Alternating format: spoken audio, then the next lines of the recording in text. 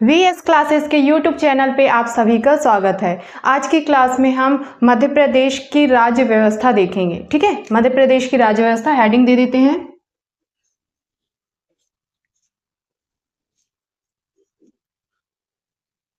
चलिए, राज्य व्यवस्था इस शब्द से आप क्या समझते हैं? तो किसी भी राज्य की व्यवस्था, प्रशासनिक, राजनैतिक, न्यायिक व्यवस्था, इन्हीं को ही हम राज्य व्यवस्था कहते हैं। ठीक है, तीन आधार होते हैं राज्य व्यवस्था के: विधायिका, कार्यपालिका, न्यायपालिका। ठीक, तीन अंग होते हैं: विधायिका यानी लेजिस्लेचर, कार्यपालिका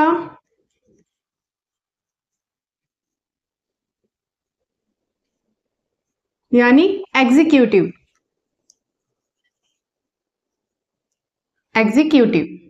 और एक होता है न्यायपालिका।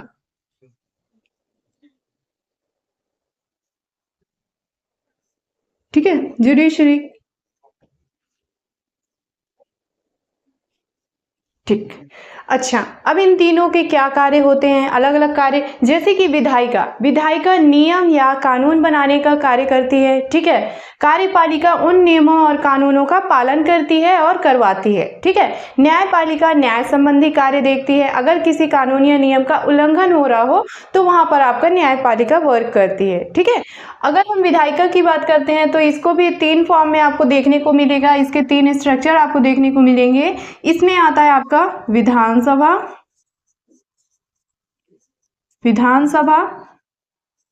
लोकसभा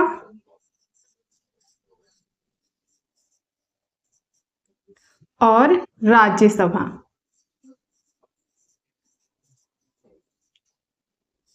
ठीक है ना।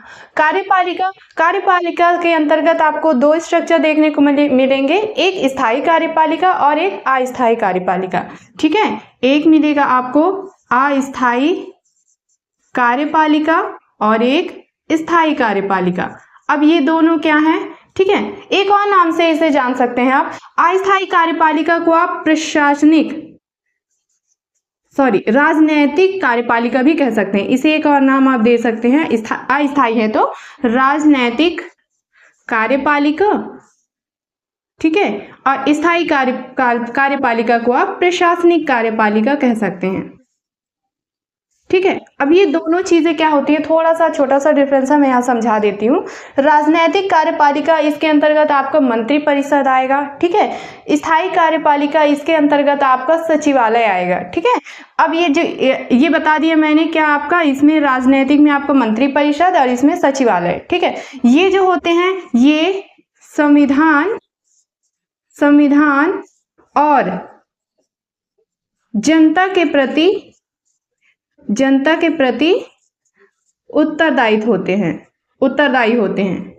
ठीक है, राजनैतिक कार्यपालिका संविधान और जनता के प्रति उत्तरदायी होते हैं। वहीं स्थायी कार्यपालिका जो है, ये शासन के प्रति उत्तरदायी होती है।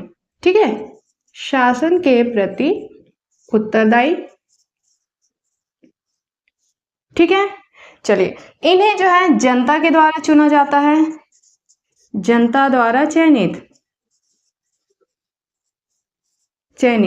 ठीक है, और स्थायी कार्यपालिका में जिसमें आपका सचिव, मुख्य सचिव, आयुक्त, ये सारे आ जाएंगे। तो ये जो है आपको पता है कि मुख्य परीक्षा के माध्यम से ये चयनित होकर के आते हैं। ठीक है, तो ये चयन प्रक्रिया से आते हैं। ठीक, अब जो भी आपकी राजनैतिक कार्यपालिका, जितनी भी उसकी कार्य अवधि होगी, उस कार्य अवधि तक वो अपने कार्यभार में रहेंगे। जो भी मंत्री परिषद है अपने कार्यभार में रहेंगे, और जैसे ही उनका समाप्त हो जाता है तो वो ऑटोमेटिक जो राजनैतिक कार्यपालिका है वो निरस्त हो जाती है, खत्म हो जाती है। फिर नई कार्यपालिका बनाई जाती है, मंत्री परिषद बनाई जाती है। इसी वजह से इसे अस्थायी कार्यपालिका कहा जाता है। इन्हें आप नहीं हटा सकते हैं। ठीक है, ये स्थायी रूप से होते हैं, इसलिए इन्हें स्थायी कार्यपालिका कहते हैं। आगे चलकर इनके अलग अलग हम कार्य देखेंगे, कौन क्या कार्य देखता है। ठीक है, और कौन इन्हें शपथ दिलाता है, इनका जो है यहाँ पर अपॉइंट कौन करता है, ये सारी चीजें हम देखेंगे बारी बारी से। न्यायपालिका में देख लेते हैं। तो न्यायपालिका में आपको क्या क्या देखने को मिलेगा? एक तो हाई कोर्ट। ठीक है, हाई कोर्ट है, इसके अलावा खंडपीठ है, खंडपीठ, और आपके जो भी जिला न्यायालय हैं, ठीक है। तो ये सारी चीजें हम न्यायपालिका के अंतर्गत देखेंगे। क्लियर है?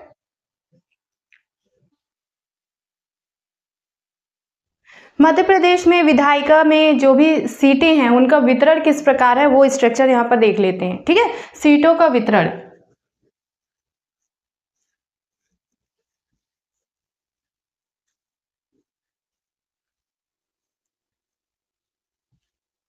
ठीक, तो देखिए विधानसभा सीटें कितनी हैं?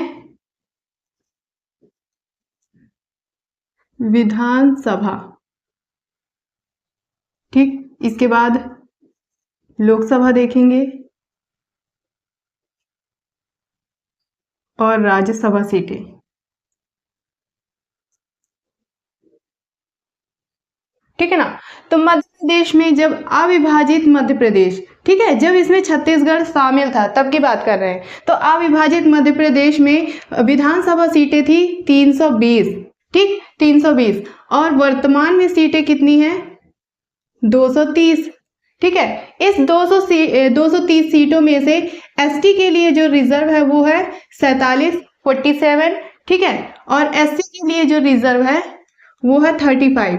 ठीक है, दिखाई दे रहा है। ठीक, विधानसभा में टोटल अविभाजित मध्य प्रदेश के समय में 320 सीटें थी, वर्तमान में 230 सीटें हैं। एसटी के लिए 47 सीटें रिजर्व है और एससी के लिए 35 सीटें रिजर्व है। ठीक है, इसी तरह लोकसभा स्ट्रक्चर देख लेते हैं। अविभाजित मध्य प्रदेश में 40 सीटें हुआ करती थी, वर्तमान में 29 सीटें हैं। ठीक है, इस 29 में से एसटी के लिए 6 सीटें रिजर्व हैं और एससी के लिए 4 सीटें रिजर्व हैं। ठीक है, राज्यसभा में बात करें तो अविभाजित मध्य प्रदेश में 16 सीटें हुआ करती थी, वर्तमान में 11 सीटें उपलब्ध हैं। क्लियर है? सीटों का वितरण जो है ये संख्या पूछ देता है एग्जाम में। ठीक है, बहुत ध्यान रखिएगा, इसे ऐसे हल्के में नहीं लीजिएगा। चलिए अब आते हैं हमारे एक्चुअल विधानसभा में किस तरह से ये अस्तित्व में आई है, कब इसका गठन हुआ है, ये सारी चीजें। ठीक, बात कर रहे हैं विधान सभा। ठीक, इसका गठन हुआ था 1 नवंबर 1956 को। 1 नवंबर 1956 को गठन हुआ था। ठीक है, और इसका पहला अधिवेशन ये हुआ था, पूरा लिख देते हैं, अधिनियम न पढ़िएगा। अधिवेशन बैठक को कहा जाता है। तो पहली बैठक जो है विधानसभा की जो हुई थी वो है 17 दिसंबर 1956। चीजें क्लियर है? ठीक है, अब यहाँ पर पूछ दिया जाता है कि हमारा जो विधानसभा है 1956 ये कहाँ संचालित हो रही थी, क्योंकि अभी आपको वर्तमान में ये जानकारी होगी कि जो हमारी विधानसभा है मध्य प्रदेश की वो इंदिरा गांधी भवन में संचालित हो रही है। ठीक है ना, उसका नाम इंदिरा गांधी विधानसभा भवन है जो कि भोपाल में स्थित है। लेकिन 1 नवंबर 1956 को जब इसका गठन हुआ था विधानसभा का, तो यह कहाँ संचालित हो रही थी? तो यह संचालित हो रही थी मिंटो हॉल में। ठीक है, मिंटो हॉल में संचालित हो रही थी, और यह मिंटो हॉल ये जो है बनवाया गया था खुसरो जहां बेगम के द्वारा। खुसरो जहां बेगम, ठीक, कहाँ स्थित है? भोपाल। ठीक है ना, हिस्ट्री आपने पढ़ी होगी तो आपको पता है मध्य प्रदेश के इतिहास में बेगमों का शासन चल रहा था भोपाल में। उसी दौरान खुसरो जहां बेगम ने मिंटो हॉल का निर्माण करवाया था, और इसी मिंटो हॉल में 1 नवंबर 1956 से हमारा विधानसभा संचालित हो रहा है। क्लियर है? ठीक है, अच्छा अब बात करते हैं हम। अच्छा, एक चीज और है कि 1 नवंबर 1956 को यहाँ पर गठन हुआ, मिंटो हॉल में संचालित हो रहा है, लेकिन इसे स्थानांतरित किया जाता है इंदिरा गांधी भवन में। कब किया जाता है वो डेट देखिएगा, इसे स्थानांतरित किया जाता है। ठीक है, कब किया जाता है? तो डेट है 3 अगस्त 1996। 3 अगस्त 1996 को विधानसभा जो है स्थानांतरित होती है इंदिरा गांधी भवन। इंदिरा गांधी भवन जो कि भोपाल में स्थित है, भोपाल में स्थित है। और अरेरा हिल्स, एक पहाड़ी का नाम है वहां पर, अरेरा हिल्स। क्लियर है। विधानसभा स्थानांतरित की जाती है 3 अगस्त 1996 को इंदिरा गांधी भवन में, भोपाल में स्थित है, अरेरा हिल्स में। ठीक है। इसका उद्घाटन कौन करता है? तो इस भवन का उद्घाटन तत्कालीन राष्ट्रपति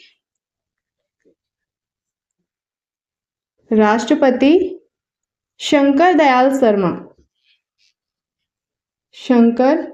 दयाल शर्मा इनके द्वारा इसका उद्घाटन किया जाता है। और इस भवन का जो स्ट्रक्चर किसने तैयार किया था, ये भी बहुत इंपॉर्टेंट है। ठीक है ना। तो ये जो आपका इंदिरा गांधी भवन है, इसका स्ट्रक्चर किसने तैयार किया था? ठीक है ना। तो वो है चार्ल्स कोरिया।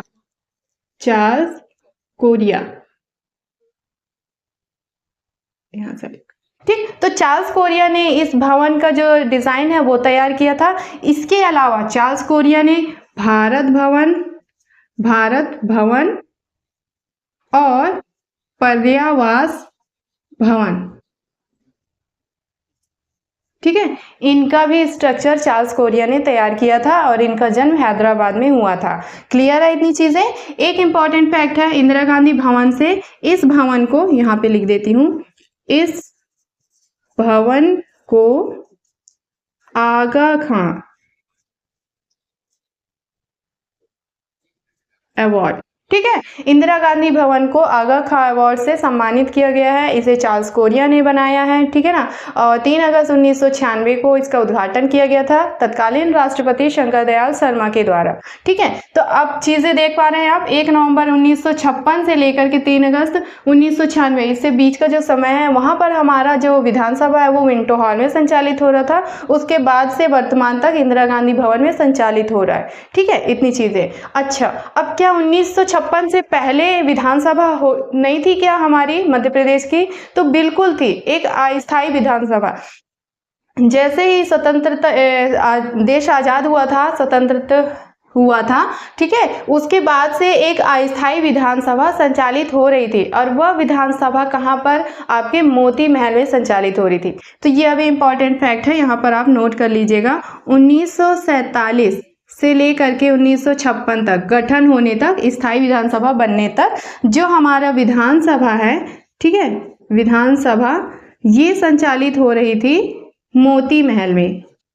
मोती महल में कहाँ? ग्वालियर में, ग्वालियर। और इसे बनवाया था दौलत राव सिंधिया ने। ठीक है। तो इस तरह से हमारी विधानसभा जो है अस्तित्व में आई थी। क्लियर है इतनी चीजें। विधानसभा के अब पदाधिकारियों के बारे में थोड़ा सा देख लेते हैं। जैसे विधानसभा के पहले अध्यक्ष ये थे श्री कुंजीलाल दुबे और सबसे लंबा कार्यकाल भी इनका रहा है। ठीक है, लगभग 10 वर्षों का। ठीक है, 56 से 67 तक आप देख सकते हैं। ठीक। विधानसभा के वर्तमान अध्यक्ष कौन है? तो श्री गिरीश गौतम, ये वर्तमान अध्यक्ष हैं। विधानसभा के पहले उपाध्यक्ष श्री विष्णु विनायक सरवटे, ठीक है, वर्तमान में उपाध्यक्ष प्रद्युमन सिंह तोमर। ठीक है। इसके अलावा राम किशोर शुक्ला और श्रीनिवास तिवारी, ये ऐसे व्यक्ति रहे हैं जो विधानसभा के अध्यक्ष भी रहे हैं, उपाध्यक्ष भी रहे हैं और प्रोटेम स्पीकर रहे हैं। ठीक है, क्लियर है। अच्छा, एक टर्म जो आ रहा है यहाँ पर प्रोटेम स्पीकर, ये क्या होता है?